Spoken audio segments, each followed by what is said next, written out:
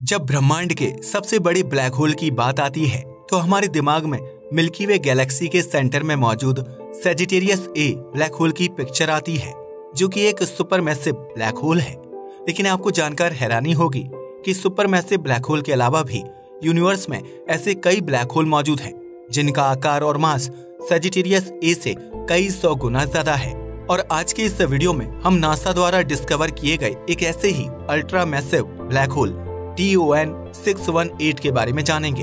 ये तो हम जानते ही हैं कि सुपरमैसिव ब्लैक होल ऐसे ब्लैक होल हैं जो ज्यादातर बड़ी बड़ी गैलेक्सियों के सेंटर में मौजूद होते हैं और इनका काम ग्रेविटी से पूरी गैलेक्सी को स्टेबल रखना होता है। बिल्कुल उसी तरह जैसे सोलर सिस्टम में सन अपनी ग्रेविटी से सभी ऑब्जेक्ट्स को अपने चारों ओर घुमाते रहता है, मिल्की वे गैलेक्सी में यह काम सजिटेरियस ए सुपरमैसिव ब्लैक होल करता है। पर क्या आपने कभी सोचा है कि जो ब्लैक होल अपनी स्ट्रॉन्ग ग्रेविटी से 1 लाख लाइट ईयर्स में फैली मिल्की वे गैलेक्सी को स्टेबल रखता है, आखिर उसका खुद का आकार कितना बड़ा है? इनकी ग्रेविटी भले ही पूरी गैलेक्सी तक फैली हो, लेकिन यह इतने ज्यादा डेंस होते हैं कि इसकी डेंसिटी के कारण इनका साइज काफी ज्यादा छोटा होता है। आपको जानकर हैरानी होगी कि मिल्की वे गैलेक्सी के सेंटर में मौजूद सुपरमैसिव ब्लैक होल सजिटेरियस ए का साइज हमारे सोलर सिस्टम से भी 500 गुना छोटा है। सजिटेरियस ए का साइज कुल 24 मिलियन किलोमीटर है, यानी पूरी मिल्की वे गैलेक्सी का सबसे बड़ा सुपरमैसिव ब्लैक होल साइज में इतना छोटा है कि सन और अर्थ के बीच की दूरी 149.66 मिलियन किलोमीटर में सजिटेरियस ए सुपरमैसिव ब्लैक होल जितने बड़े करीब 5 ब्लैक होल समा सकते हैं। है ना कितनी अमेजिंग और चौंका देने वाली बात। अब इससे पहले कि मैं आपको ब्रह्मांड के सबसे बड़े ब्लैक होल के बारे में बताऊं, उससे पहले आपको जानना होगा कि आखिर ब्लैक होल कितने प्रकार के होते हैं और उन्हें किस तरह से अलग अलग डिफरेंशिएट किया गया है। तो यूनिवर्स में साइज और मास के आधार पर वैज्ञानिकों द्वारा ब्लैक होल्स को 3 कैटेगरी में रखा जाता है, जिसमें सबसे कॉमन और पहली कैटेगरी है स्टेलर ब्लैक होल की। यह ऐसे ब्लैक होल होते हैं जिनका जन्म बड़े बड़े तारों के सुपरनोवा एक्सप्लोजन से होता है। इनका मास 2 सोलर मास से 150 सोलर मास के बीच होता है।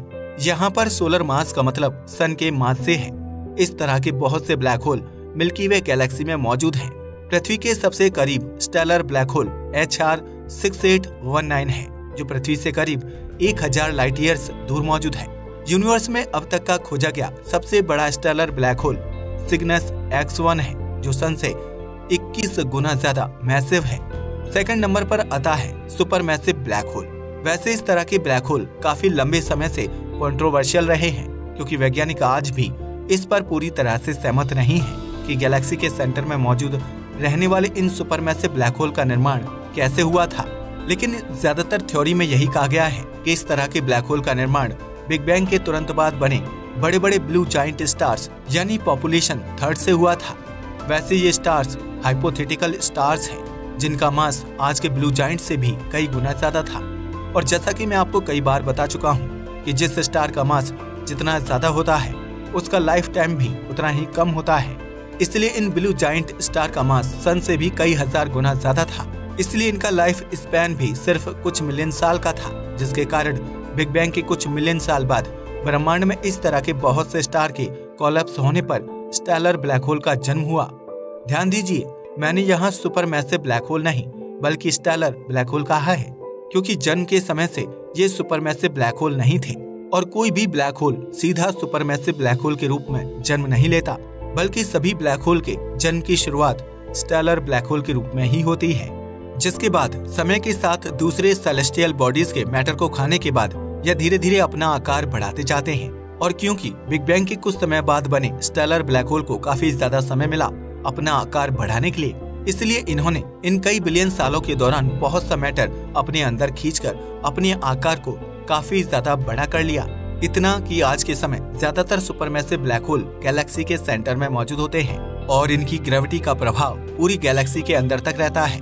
मिल्की वे गैलेक्सी के सेंटर में मौजूद सजिटेरियस ए सुपरमैसिव ब्लैक होल सन से करीब 4 मिलियन गुना ज्यादा मैसिव है। चलिए अब आते हैं यूनिवर्स के सबसे बड़े ब्लैक होल की ओर। अल्ट्रा मैसिव ब्लैक होल को यूनिवर्स के सबसे बड़े ब्लैक होल माना जाता है। ये ब्लैक होल ब्रह्मांड के सबसे पुराने ब्लैक होल्स में से एक है और इनकी संख्या भी ब्रह्मांड में काफी ज्यादा कम है, लेकिन इनका आकार और ताकत अरबों सन के बराबर है। यहाँ तक कि कई अल्ट्रा मैसिव ब्लैक होल की अक्रीशन डिस्क में भी पूरी मिल्की वे गैलेक्सी के स्टार से ज्यादा ब्राइट लाइट निकलती है। अभी तक पृथ्वी के सबसे करीब खोजा गया ultra massive black whole OJ-287 है, जो पृथ्वी से करीब 3.2 बिलियन लाइट ईयर्स दूर है। ये ब्लैक होल सन से 18.35 बिलियन गुना ज्यादा मैसिव है और सच में यह काफी ज्यादा मास है। कंपैरिजन के लिए बता दूं कि अगर इसकी तुलना हमारे मिल्की वे गैलेक्सी के सेंटर में मौजूद सजिटेरियस ए सुपरमैसिव ब्लैक होल से की जाए तो इस OJ-287 का मास सजिटेरियस ए से 4500 गुना ज्यादा है। मैंने आपके सामने इसकी ताकत और उम्र की इतनी ज्यादा तारीफ कर दी कि अब आपको मैं जो बताने वाला हूँ उस पर आपको यकीन ही नहीं होगा। तो OJ-287 ultra massive black whole का आकार सोलर सिस्टम का केवल 3 गुना है। उसके बावजूद भी इसकी ग्रेविटी इतनी ज्यादा है कि यह हमारी मिल्की वे जैसी कई गैलेक्सियों को एक साथ संभाल सकता है। लेकिन आपको जानकर हैरानी होगी कि ये भी यूनिवर्स का सबसे ज्यादा मैसिव ब्लैक होल नहीं है, बल्कि ब्रह्मांड का अभी तक का खोजा गया सबसे बड़ा black hole ultra massive black hole TON 618 है, जिसका मास 66 बिलियन सोलर मासेस के बराबर है। यानी यह 66 बिलियन सन जितना भारी है।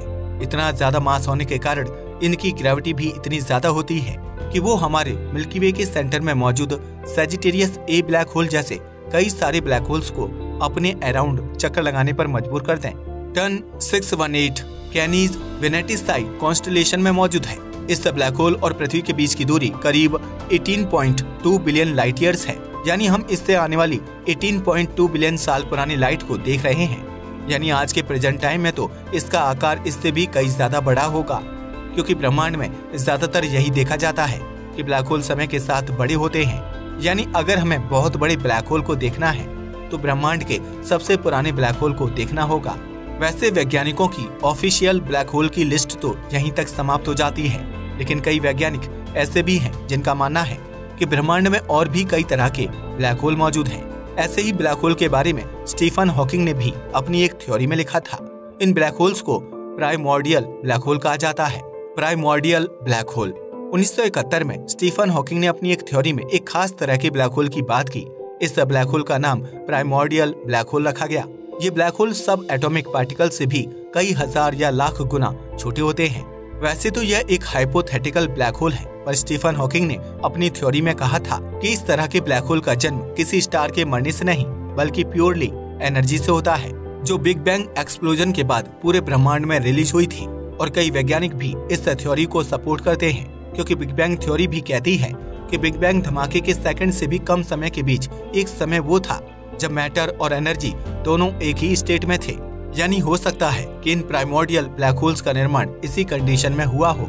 स्टीफन हॉकिंग की थ्योरी में ये भी कहा गया है कि ये ब्लैक होल ब्रह्मांड में हर तरफ मौजूद हैं। लेकिन सवाल उठता है कि अभी तक वैज्ञानिकों ने किसी भी प्राइमोर्डियल ब्लैक होल को डिटेक्ट नहीं किया, तो आखिर सभी प्राइमोर्डियल ब्लैक होल कहाँ हैं? तो कई वैज्ञानिकों का मानना है कि यूनिवर्स में मौजूद एक इंडिविजुअल फोर्स जो पूरे ब्रह्मांड को बांधे रखती है और जिसे वैज्ञानिक डार्क एनर्जी कहकर बुलाते हैं, ये कुछ और नहीं बल्कि यही प्राइमोर्डियल ब्लैक होल्स हैं। अब आप सोच रहे होंगे कि आखिर यह माइक्रोस्कोपिक ब्लैक होल इतने ताकतवर कैसे हो सकते हैं कि ये डार्क एनर्जी बनकर पूरे यूनिवर्स की गैलेक्सियों को बांध कर रख सके।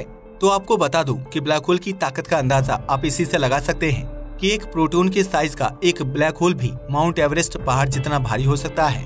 यहाँ तक कि एक मटर के दाने जितने ब्लैक होल की ग्रेविटी भी पृथ्वी के बराबर हो सकती है। अब आप ही सोचिए, जब पूरे ब्रह्मांड में ऐसे छोटे छोटे माइक्रोस्कोपिक ब्लैक होल मौजूद होंगे तो वह कितनी ज्यादा एनर्जी पैदा करेंगे। इसलिए कई वैज्ञानिक इस थ्योरी को सपोर्ट करते हैं कि जिस डार्क एनर्जी को हम एक अननोन सोर्स ऑफ एनर्जी मानते हैं, शायद वो कुछ और नहीं बल्कि यही प्राइमोर्डियल ब्लैक होल है। वैसे कई वैज्ञानिक इस पर यकीन करते हैं, लेकिन इसका प्रूफ किसी भी वैज्ञानिक के पास नहीं है और न ही हम अभी तक डार्क एनर्जी को समझ पाए हैं। इसलिए हम उसके बारे में भी ज्यादा कुछ नहीं कह सकते। पर मैं आपसे जानना चाहूंगा कि आपको क्या लगता है कि क्या डार्क एनर्जी छोटे छोटे ब्लैक होल्स का ग्रेविटेशनल पुल हो सकती है? अब चलिए अपने यूनिवर्स के सबसे बड़े ब्लैक होल्स पर वापस आते हैं। रिसर्च तो ये भी दावा करती है कि ब्लैक होल यूनिवर्स में मौजूद इकलौते ऐसे ऑब्जेक्ट होते हैं जिनके साइज में बड़ा होने की कोई लिमिट नहीं होती। इन्हें जितना मैटर मिलता जाएगा ये अपना साइज उतना ही बड़ा करते जाएंगे। पूरे यूनिवर्स में हर एक ऑब्जेक्ट के साइज की एक लिमिट है, चाहे वह प्लैनेट हो, स्टार हो या फिर कोई दूसरा ऑब्जेक्ट। लेकिन यूनिवर्स के ब्लैक होल इकलौते ऐसे ऑब्जेक्ट हैं जिनका आकार कितना भी बड़ा हो सकता है। इन्हें बस अपना आकार बढ़ाने के लिए समय और आसपास मैटर चाहिए, जिससे ये लगातार अपने अंदर निकलते रहें। और इन्हें अगर ये दोनों चीज मिल जाती हैं, तो ये अपना आकार लगातार बढ़ाते रह सकते हैं। वैसे स्टीफन हॉकिंग ने अपनी हॉकिंग रेडिएशन थ्योरी में ये कहा है कि ब्लैक होल लगातार अपने अंदर से रेडिएशन छोड़ते हैं, यानी इनसे कुछ एनर्जी बाहर की ओर लीक भी होती है, लेकिन वह इतनी ज्यादा कम होती है कि इससे ब्लैक होल के पूरे आकार पर ज्यादा कुछ फर्क नहीं पड़ता। वैसे मैं आपसे जानना चाहूंगा कि आप ब्रह्मांड के दानवों के बारे में क्या सोचते हैं। आशा करता हूँ कि आज की इस वीडियो से आपको काफी कुछ नया सीखने को मिला होगा। अगर आपका कोई सवाल या सुझाव है तो आप मुझे कमेंट बॉक्स में लिखकर बता सकते हैं। आज के लिए बस इतना ही। वीडियो पसंद आया हो तो इसे लाइक करें। जय हिंद दोस्तों।